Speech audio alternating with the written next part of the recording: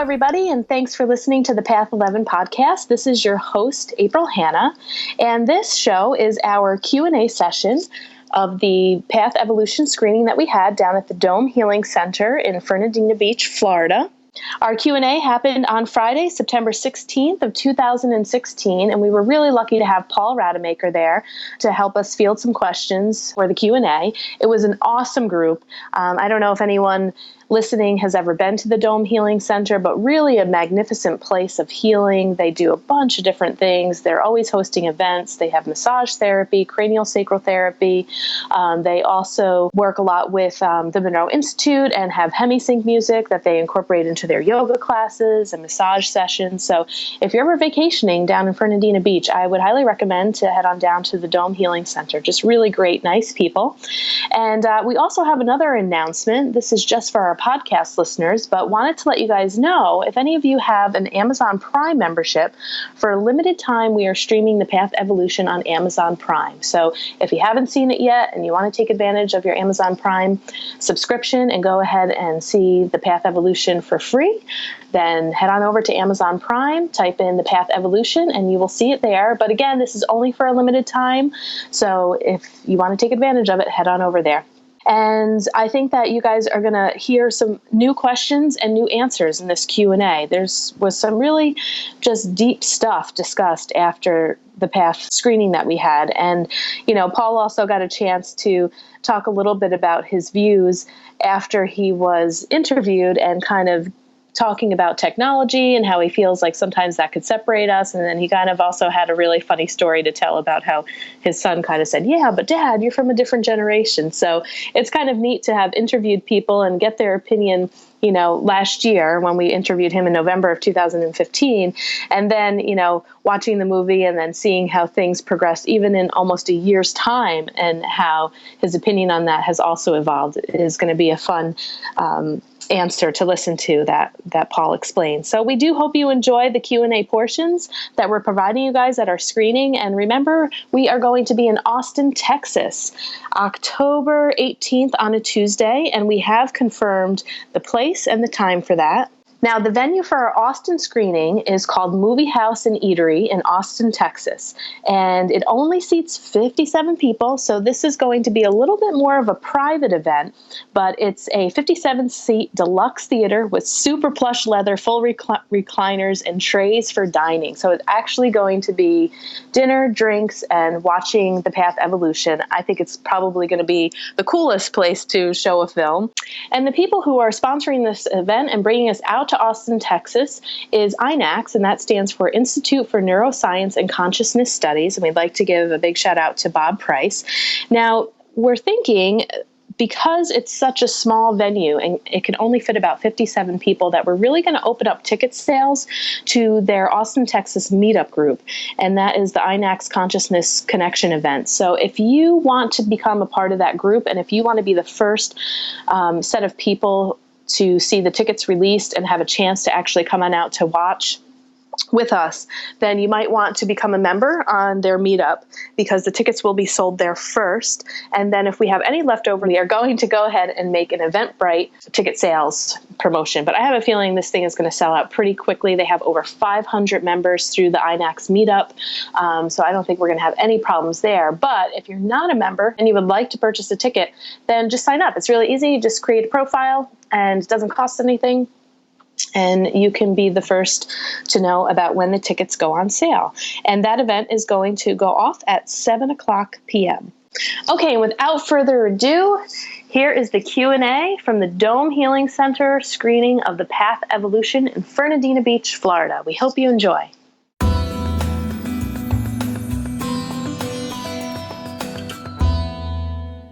So you had a handful of folks in this particular movie.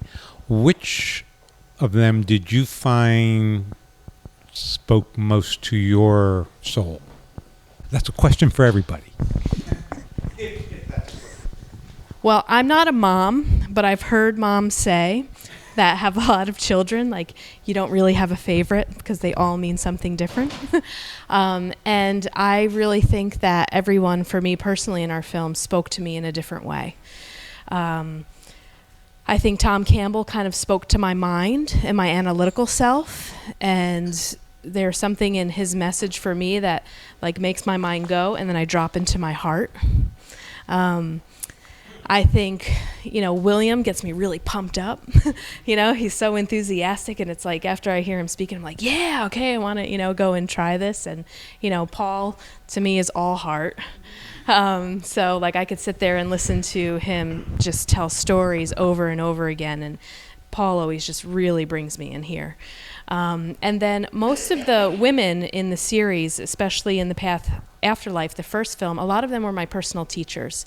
I have a mental health practice, but I also do energy work and energy balancing. So those women were mentors of mine that helped me along my path personally. So they all have a special place in my heart too. I have to agree with most of that because we pretty much on the same parallel with our thinking and everything. But doing this last film, the one that surprised me, and I probably connected with the most, was Skip in the epilogue of the film, in the 2015 footage. Just the way he was able to condense the looking back at time and make it, with the telephone and the information age, the way he was able to break that down, and the way he talked about how everybody, with the texting and all that connectedness, that surprised me because he wasn't really, that first time in 2008, he wasn't as open as he was now, and he just brought this whole side of him out that was actually able to help put the end of the movie together. So that's what surprised me the most. But yeah, other than that, I have to probably agree with her. I'm not entirely sure how to ask this question, but how do you deal with the issue of evil in the world and cruelty and sort of the really major flip side of heart? Mm-hmm. Is that directed toward me? I don't care who answers. You just want the answer. Okay. Simple enough. Easy. All I can do is answer that from my perspective. And I think that anytime when you're looking at a transition, you're looking at a period of chaos. As the old forms begin to fall away and the new forms have yet to emerge, there's this period of great uncertainty for most people. And that uncertainty emerges as a fear of the world and fear of others. And I think the major transition that we're in right now, beyond the heart that I talked about in the movie, is that I think that we are in this period where we're moving from this, in the Western civilization, we've cultivated this highly individual sense of self. I am me. I live in this flesh and bone body, and I am different from you. And I am different from the world. I am subject and everything else is object. So there's this division that has happened. And so as a result of that, the world is something that we try to keep at bay. It's something that haunts us in a way, and that has the potential to take away our well-being. And I think that's sort of where we are right now in Western civilization. We've brought that individual sense of self to its height. And I think that's been necessary. But the next step is going to be a place where we learn to moderate that in the sense that we have a different sense of being other than just locked in this physical body. And that different sense of being is something that will change our relationship with the world and change our relationship with other people. But right now we're in this transitional phase where it's very chaotic and there's a great sense of uncertainty about that. And so I think a lot of what you talk about as being this sense of evil, this carnage, if you will, I think comes from the fact that we've been experimenting with this individual sense of self for a long time, and that's been filled with all kinds of chaos in and of itself. But as we learn to transition beyond that to a way in which we can learn not just to be the individual sense of self, but also to be on the other end of a continuum, that's going to start to change over time. Does that make any sense? That's just my perspective. Yeah, right. That's right. That's right.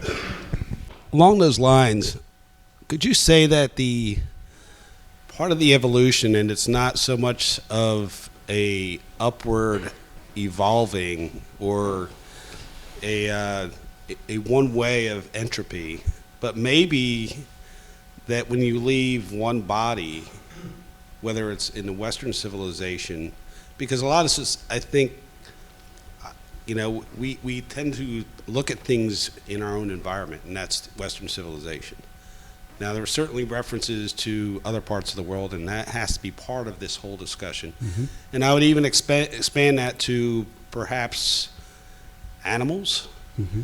So part of the evolution is that you are going backwards to experience things in evil by going to be in a body that is not, experiencing the goodness of heart, as well as other parts of the world that don't have the the same experiences that we do in Western civilization, as well as in animals. Is that part of the evolution? Oh, I think it all is. I think in the movie that was made very clear that the whole system is evolving. So it isn't just a matter of evolution of individual human beings, but the whole system is changing over time. And I think that I would certainly agree with you on that. Mm-hmm. Thank you. This is more just a comment that I noticed something in the film and I wanted to comment on. You and Skip Atwater probably talk to both sides of one coin, the technology issue, whereas for you it was a separation from other people because you prefer to be heart to heart with them, whereas he said this is potentially a small step. For someone who doesn't live on the heart-to-heart level, I've been thinking about this a while because I love my technology, but what I've noticed for myself is that it is training wheels. I noticed that I can find a lot of people who I either, number one, definitely don't agree with, and I need to learn how to deal with that immediately, or I need to balance my expression of disapproval so that I stop just reacting knee-jerk and learn to kind of take the next step.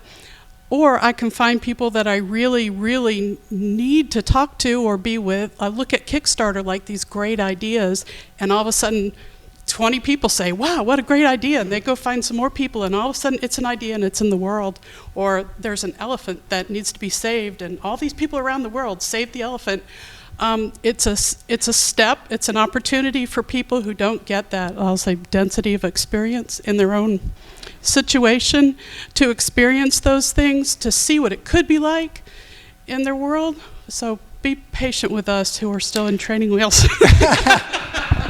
Oh, it's the great thing about when you get interviewed for something, there's always the opportunity to second guess everything you've ever said. And I really agree with what Skip is saying on that point. And one of the things that helped me to change my thinking on that a little bit, because I was having this discussion with my son and kind of talking about that aspect from my point of view. But he said, but Dad, you got to understand, this is a different generation. This generation is growing up with a worldview that you didn't have when you were younger. And so there is, with this generation, a much more global sense that a lot of the division lines that we have taken for granted in my generation are beginning to melt away because of that. So, like everybody else, I have an opportunity to learn new things. Hi. Hi. Can you hear me? Yep. Okay. This was wonderful, and I just want to thank you. Let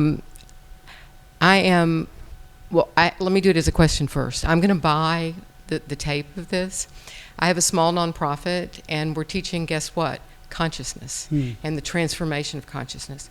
I started with a group 3 years ago on St. Simon's Island, which is just an hour up from here. Very conservative place, and very hard for me to teach consciousness. And these very same principles that you're teaching here is so beautifully.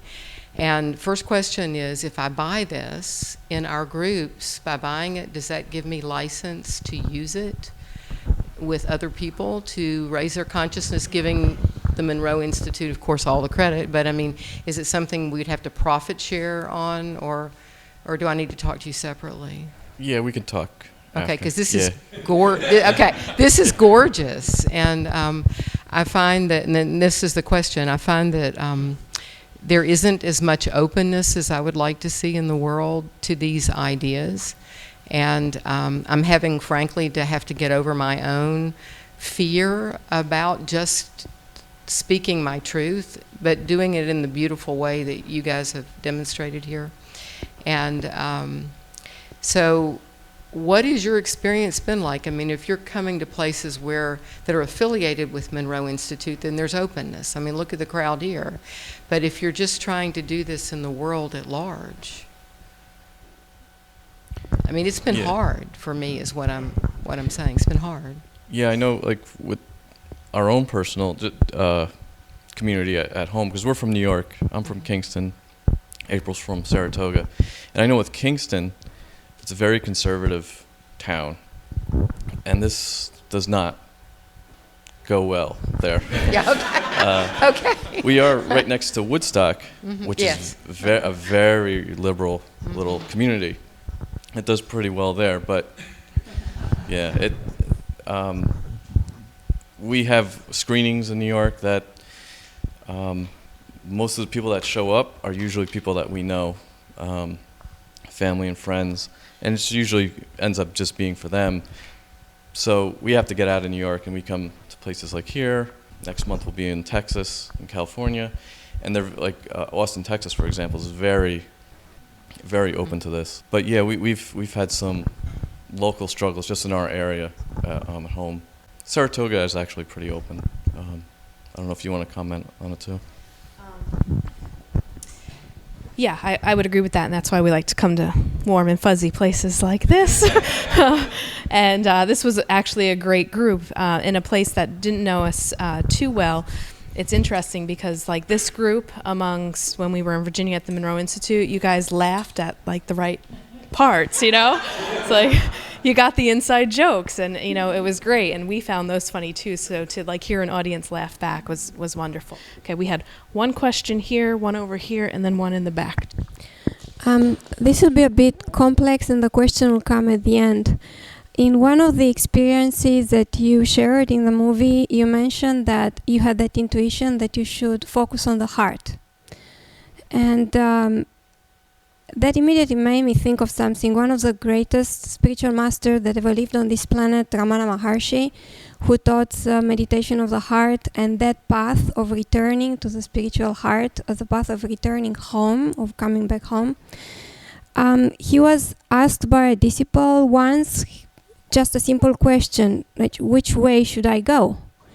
And he answered, go back the way you came. So that was the answer, just go back home, go back. And that makes me think also the beginning of the movie, when one of the speakers on the recordings mentioned that we live now in this state of individuality because we have forgotten about the self, that we're actually self, and we're all one part of the self. So at some point initially we knew where we were, but on the past is all the house of the world, we just forgot about it, and now we live in this state of individuality. So what we have to do is to remember that we are self and go back the way we came. So now I'm putting the two and two together, the path of Ramana Maharshi, and also intuitively what you mentioned, and intuitively many of us discovered is that going back home, going back to the source, going back the way we came, is actually to go back in the heart. You also mentioned that in the moment when you actually focused on the heart, something happened. The first thing that happened was that your mind became still. So this is something that in the teaching of Ramana Maharshi and others, most of the people who taught the path of the heart, they said the same thing. We go back in the heart coming from the mind. So we stop being stuck in the mind and we go back in the heart. So that's when the mind becomes still, when we leave the mind and we go back in the heart. So my question now is your opinion about this. So the theory in this, if you look in all traditions on this planet where the masters focused on this path of the heart, they all tell the same thing. When we leave the heart, when we live in the heart, we feel the connection. So we feel we are all self. When we occasionally, at least occasionally, leave the heart and we go in the mind, that's when we identify ourselves with this individual self, and that's the ego, and that's when we struggle our thoughts. We get in conflict with the others because we forget that we are one, we forget the unity. So we live in that state of individuality. When we remember ourselves and we go back in the heart, the mind becomes still, and then we feel again connected. And we feel the expansion. When we experience true love, that's when we feel the expansion. So what is your opinion on this duality between being in the heart, being in the mind? That's a wonderful question. I think that gets right to the heart of it in so many ways. In Western civilization, we have been taught to live in the brain, essentially, and so we are deeply connected with our thoughts. And so if you're paying attention as you go through the day, you'll probably notice that there's this running commentary on everything that's happening, right? And so we're not necessarily experiencing the world. What we are experiencing is our thoughts about the world. This running commentary, and it's not a disembodied thing, it's how am I doing in this world? This running commentary is continually telling us, I'm doing pretty well, I really screwed up there, I could have done better with that. So there's a lot of judging that goes along with that too. And what I have discovered, and this is not just my discovery by any means, I do want to tell you about somebody who I think is doing some incredible work in this area. His name is Dr. Jeffrey Martin, and he has developed something that he calls the Finder's Course, not the Seeker's Course, not a course for seekers. It's a course for people who actually want to find what they're seeking for, right? And it's pretty intensive, and I went through it, and I discovered that what he's onto is critically important as we're talking about this whole next step in human evolution.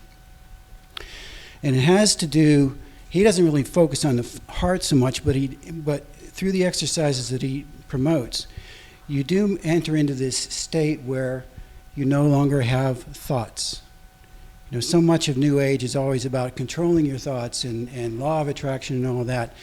But what he's talking about is moving into the silence up here, which then begins to expand the heart too at the same time. So what happens is, because of this narrative that continually goes on, that reinforces our individual sense of self. How am I doing in this world that is out to do me in? But when that drops away, then we are no longer locked into this individuality. And there's an expansion that starts to happen. And in that expansion, then we develop an entirely different sense of being, a different sense of self. So I think you are exactly right. There is, for me, it was a discovery of moving into this heart, which then led me to the Finder's Course, which helped me to understand this not just inner silence, but what I would call undifferentiated silence, which is sort of the ground of all being. And when that happens, then it's a very, very different world at that point. So thank you for that. Beautifully said. In my experiences with learning of near-death experiences, past life regression, channeling, mediumship, and even Course in Miracles, I feel like the biggest common theme is this love-fear concept, and I definitely saw that a ton in your documentary there. And so I'm still stuck on the evil concept, and so I want to throw this, to you guys. For me, if it's all about moving back to oneness and love rather than separation and fear, to me, judging something as evil feels like separation, it feels like fear, it feels like judgment. And rather than maybe seeing the light in that person, or maybe the good intention in that person, or the person may actually believe that they are doing right and may only be in wrong-mindedness and not even realize it, or in fear themselves and reacting to that because they believe for themselves that they are right, even though they're in fear. So what are your thoughts on that? Do you believe in good and evil, heaven and hell, right and wrong, or are we really all one equal lights of the same God, of which we have to learn to accept equality in all of us? Well, I guess, my thoughts on it when I try to apply Tom Campbell's theory to it, and, this whole love-fear thing and accepting people without judgment. I think the world would be a little bit of a boring place if we didn't have that duality. And so I would agree. For me personally, and where I'm at and still learning this and trying to teach myself, and I like the works of the Course in Miracles and Marianne Williamson. What I feel I have been able to do personally is to stand almost in that place of non-judgment and more compassion. And if we want to term it evil, it's kind of looking at it as, well, thank you for being our teacher. How do we know love if we don't know fear? How do we know love if we don't know that evil? So when I think of Tom and he says, well, people come in at different levels of evolution. So the whole point is to evolve, but I think it's kind of cool that we don't all come in at that same level. Otherwise, how would we be able to learn? So I also think that maybe in the way that the key is how you're perceiving evil and how it's happening, and is it really a bad thing, or can you perceive it as something that's actually helping us grow? And if we didn't have that, like William Buhlman talks about wars, wars have been vital to help us learn and maybe try to move towards more states of peace. So that's just kind of my formulation lately in the world, but I don't consider myself to be an expert in any of that because I'm still trying to figure out the answer to that. But I feel like that for me personally, there's more compassion, and I don't get so rattled about the evilness because I don't know. It's like, I think it's part of it. For me, there's another aspect to that, too, which gets back to this, who are we? What are the limits of my being? Am I just this body, or am I more than this body? Alexander Solzhenitsyn had this wonderful quote, I think it was from him anyway, where he says, "The dividing line between good and evil cuts through every human heart. And who would cut away a piece of their own heart?" So, when we get into this discussion of good and evil, we always kind of have this tendency to place ourselves on the side of good, right? We're the good guys, and somebody else is not the good guy. But when we get beyond this individual sense of self that I end at my skin, then we begin to see that in this other person that I want to call evil, there's a part of that in me too. And even though I may not express it openly, it still lives in me. And somehow I've got to deal with that, and I've got to heal this connection between that other person and myself, so that I'm not projecting onto somebody else the stuff that's in me. Exactly. Right. So that's where we've got a lot of growing to do as a species, I think. And I think, painfully, slowly, we're getting there. Can you hear me okay? I teach Asian Humanities at college here, and I was quite amused with the telephone, the dial phone, because there's been a real push in this area for students to be dual enrolled. So I have classes that are about half high school students as well as high school graduates, and a few mature students. But I was talking to this one guy, and I was trying to explain to them that I was about more than 50 years older than he was. So my ideas, and he was really working, trying to get that number 50 in his head. And bless his heart, he couldn't do it. He was just one of those mysteries that he'll have to deal later. But I was showing some of my work. I'm a cultural anthropologist working north of Hanoi, of Temple. And I have the pictures blown up like 3 by 4 feet, the real big ones. And somehow I left one of them at home that I wanted. So I went to Facebook and I got my page up, and it shows my picture at the temple. And this young lady starts laughing. She says, "That really is you." And it irritated with me the same proportions that amused me, because now I was real because I was on Facebook.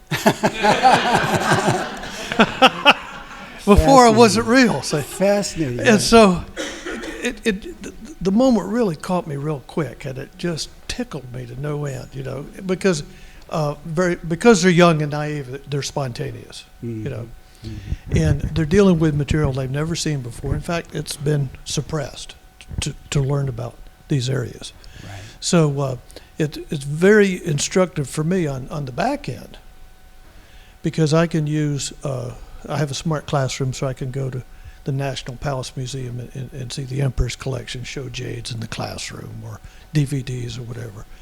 And so the technology edge is kind of interesting, because they have not been in a world that it doesn't exist. Right. Now, most of the time, at least the guys rather look at Kim Kardashian's butt than what I've got going on. So I have to threaten them, don't be downloading and texting and, that sort of thing. But it's the students today are in some ways much more demanding than we were, because we were pretty passive, and they have a lot more distractions instantly available.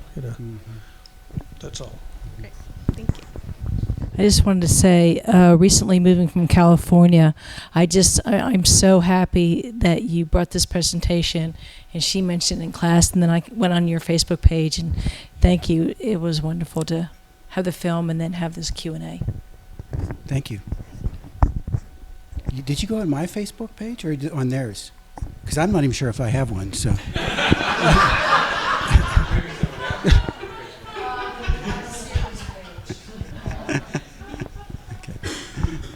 I could see that some of this was filmed. Some of this film was shot on this island, and I'm wondering what your connection is to the island. I live here. Yeah. Yeah. And they came down and interviewed me here, and they wanted to get some B-roll, and so I said, well, we can walk on the beach. So, so we did. This man you spoke of in the Finder's course, yes. Dr. Jeffrey Martin, he is out in Palo Alto, California now. He's working with the Sophia University. But I actually met him when I was at the Monroe Institute. He every once in a while would come by, and he would update me on what he was doing, because he was working in consciousness. And what he did was he went all over the world and interviewed people who were in various stages of enlightenment. And he did this all on his own dime, when he would interview somebody, he would sit down and talk with them 10, 12 hours until they would kick him out. And he came away with this enormous data set about this whole question of what he calls it persistent, non-symbolic experience, PNSE. Other people might call it enlightenment or nirvana or whatever. But he took this enormous data state and he began to recognize that there was a continuum within that. As people would flip over into these higher states of awareness, that they would fall on this continuum that he had 4 locations 1 through 4, each of them having different qualities. He's the first person that I've seen do extraordinary research in this area, which is a very, very difficult thing to research, to find some kind of even methodology where you can approach this. He developed his own methodology. He developed this data set, and he's the first person who I've seen who has talked about a continuum, so that you can look at different traditions and see where they emphasize different places on this continuum. And he's also the first person I've seen who has developed a course where ordinary people can begin to move into these stages of awareness that we've traditionally thought of as being very almost unreachable by ordinary people. And he's having tremendous success doing it. So I just can't say enough good things about the work that he's doing. I thought you said that he was in this area. No, I'm in this area. I know, it's a disappointment.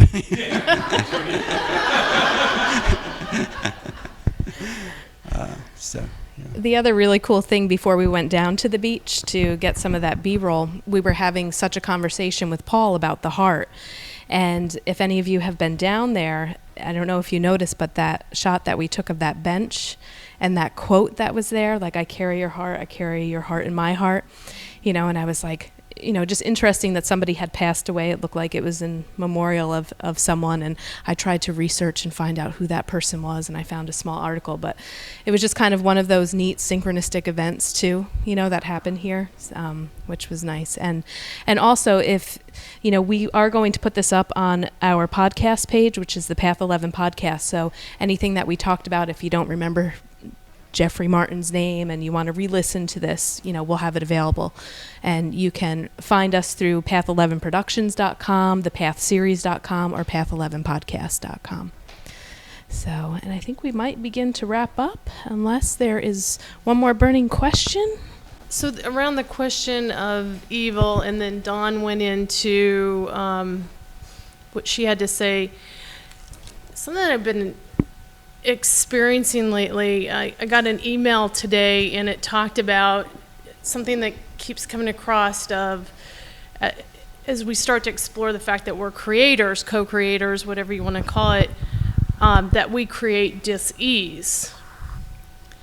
And so we are the creators, and there was a gentleman who spoke about the throat cancer that he had, and I was really pleased with him looking backwards and saying it was, can't remember his words, but it was my path for learning or experiencing. And so today when I got this email, and it said, and it was meant, much like the New Age stuff, bringing forth that we create, but it also is like we're tripping over this judgment. We just keep tripping over judging ourselves and beating ourselves up over these things. And what I'm watching and learning is to be as grateful for that creation as anything else. As you know, the evil in others is a communal thing that we create the existence of a Hitler.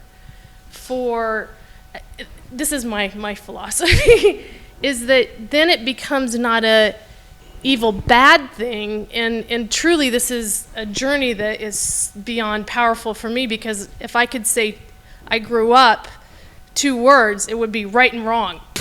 That was who I was as a kid. So to be able to say, to have kind of almost eased into not even judging my rightness or my wrongness, that it, in being grateful, because God doesn't look at it as right and wrong, I don't think. He just is calling us, Course in Miracles talks about, he doesn't even see it as right and wrong. This is just, he's just there. He's like, come on over. So, I don't know. But on the other hand, I'm not sure that we have to like, I have a daughter who is struggling with a lot of dis-ease, a lot, and and I guess that's where why that's so big for me right now is why is she in so much pain, and has been since the moment she was born? Did I do something wrong?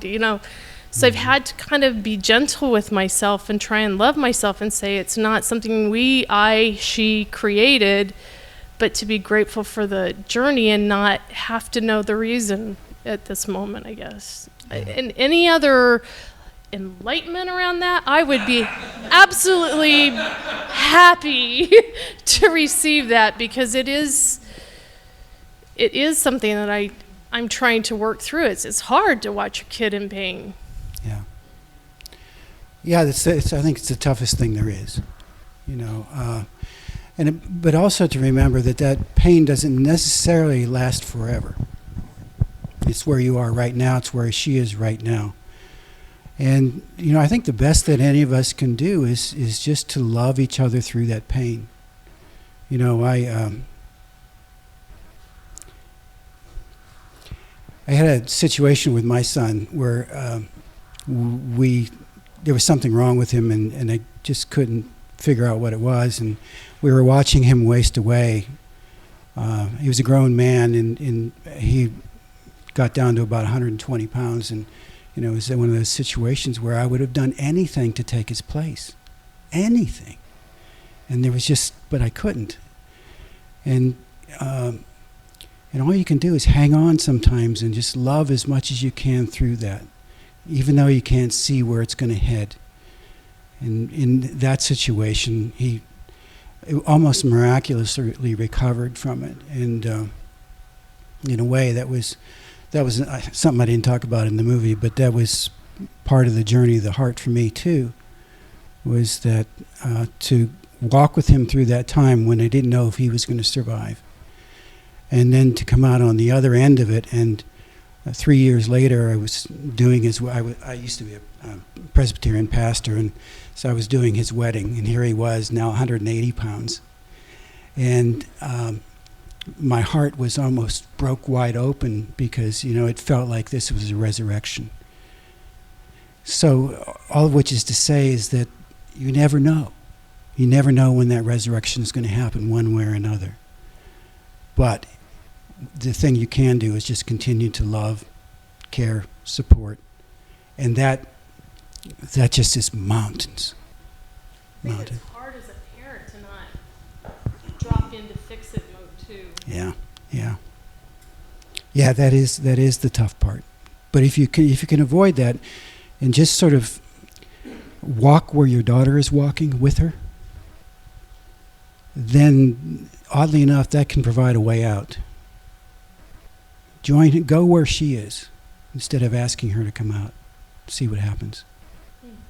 Well, thank you all so much. Great group, great Q&A. Thank you.